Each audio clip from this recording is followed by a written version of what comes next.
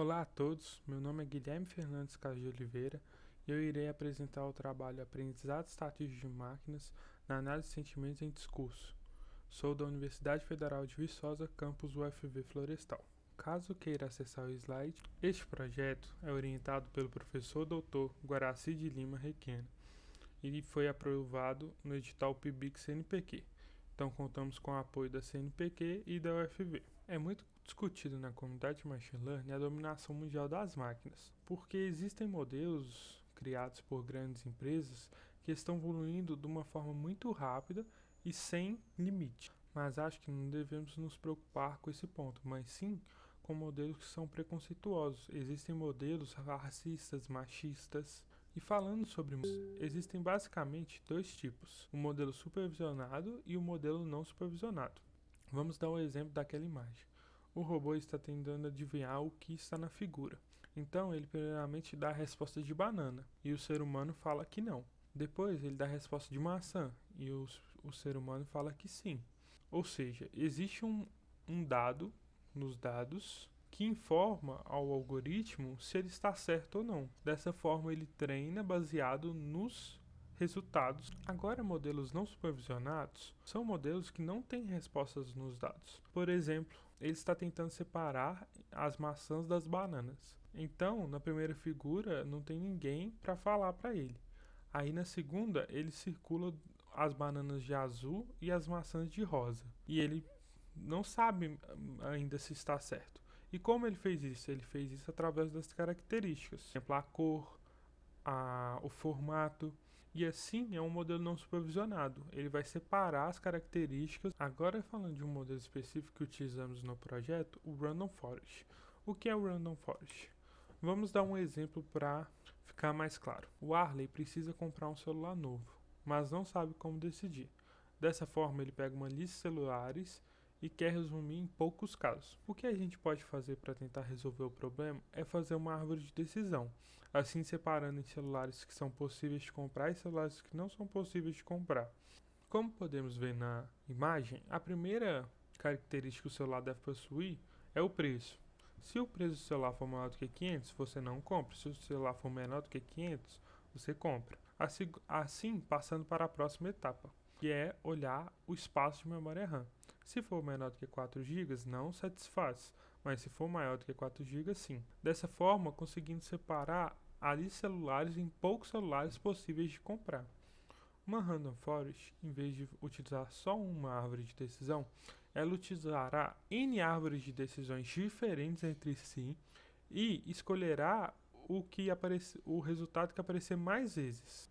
Um tema que está sendo muito estudado na área de Machine Learning é o processamento de linguagem natural. O que é isso? É possibilitar ao computador de entender a linguagem natural nossa, ou seja, fala, texto, na nossa linguagem, não na linguagem deles. E esse é o principal objetivo do projeto, aprender processamento de linguagem natural. Bom, trouxe aqui alguns tópicos básicos de processamento de linguagem natural. Vamos pensar primeiramente uma frase. Nessa frase, nós vamos chamar cada palavra ou pontuação de um token. E a frase inteira nós vamos chamar de um dicionário. O conjunto de dicionários nós denominamos de corpos. O primeiro conceito que abordamos em processamento de linguagem natural é o pré-processamento, e esse sendo um dos mais importantes. Ele irá pregar um dicionário que não está pronto para ser analisado e transformará ele em um dicionário pronto para ser analisado. Como ele irá fazer isso? Ele irá tirar todas as stop words, o que seria artigos, palavras que não trazem valor, pontuações, e fazer flexões de palavras. Fazendo essa flexão das palavras, nós vamos transformar várias palavras diferentes com o mesmo sentido em um único termo, assim podendo analisar o dicionário inteiro. Como faremos a flexão dessas palavras? Temos duas técnicas, o stemming e a lematização. O stemming é uma abordagem baseada em regras que converte as palavras em sua palavra raiz, radical, para remover a flexão sem se preocupar com o contexto da palavra na frase. E a lematização, ao contrário do stemming, reduz as palavras flexionadas adequadamente, garantindo que a palavra raiz, o lema, pertence ao idioma. Vamos ver um exemplo para isso ficar mais fácil. Como podemos ver na imagem, na coluna original, temos o token como ele está no dicionário. Na segunda coluna, NLTK Stem, utilizaremos o esquematizador do pacote NLTK do Python. Como podemos ver, ele pegou a palavra original e deixou só o seu radical. Dessa forma, trouxemos palavras que têm o mesmo sentido para um único termo. Agora, na terceira coluna, Space Lemma, temos o lematizador do pacote Space do Python. Ele não deixou somente o radical, mas sim transformou todas em um único substantivo. Uma estatística que podemos tirar dos tokens, dos dicionários e de um corpus, é o Term Frequency Inverse Document Frequency. Para isso, nós precisamos entender primeiro o que é o Term Frequency. Ele é uma estatística que vai dizer o número de vezes que o token T aparece no dicionário D sobre o número total de tokens no dicionário D, assim trazendo um número que dá a importância daquela palavra em um dicionário D. Para conseguirmos o TF-IDF, precisamos utilizar o IDF, que é o Inverse Document Frequency, sendo ele dado por essa forma. Assim, temos o TF-IDF, que é o TF vezes o IDF, este sendo uma medida ponderada, ou seja, nem sempre que um termo aparece muitas vezes em um documento, implica que ele terá uma relevância tão grande. Para aplicarmos todo o estudo teórico que fizemos, utilizamos a base de dados que está presente no Kaggle, sendo esta uma plataforma de competição de machine learning e cursos. Para aplicarmos toda a teoria estudada até aqui, utilizamos uma base de dados do Kaggle, sendo essa uma plataforma de competições de machine learning e cursos.